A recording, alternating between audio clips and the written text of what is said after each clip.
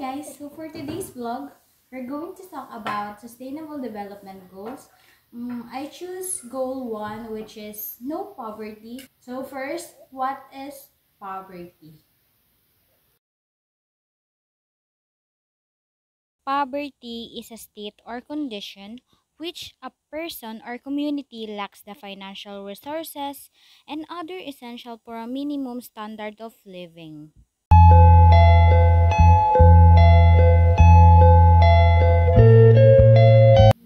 Hello guys, did you know na kahit umuunlad ang Pilipinas, marami pa ring people na struggling families, walang enough food, yung kids na hindi nakakapag-aral, and even elders living on the streets.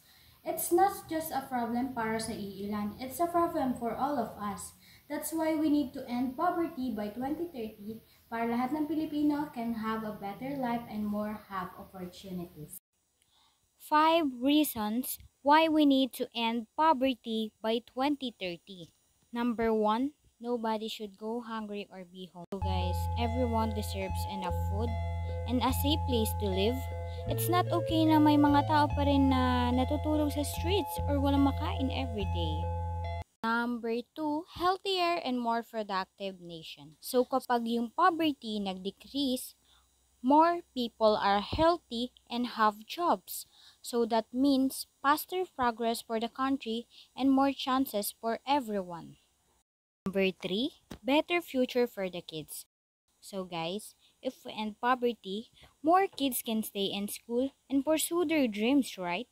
So hindi na nila need mag-stop sa pag-aaral para lang matulungan nila yung family nila to survive. Number 4, stronger and safer communities.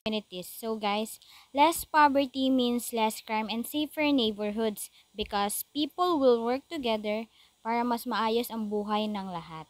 Number 5, everyone's responsibility. So guys, ending poverty is not just the government's job. We know naman natin guys na may role sila for that case, but all families, communities, businesses need to help para matulungan nila yung mga nangangailangan tao. So guys, if we want a Philippines kung saan walang nagugutom, walang natutulog sa kalsada, and everyone living their best life, let's work together. Ending poverty by 2030 is possible. Kailangan lang natin magtulungan and start doing something now. Let's end poverty by 2030. Let's end poverty by 2030. Every child deserves to learn, every family deserves to thrive, and every community deserves hope. Let's end poverty by 2030.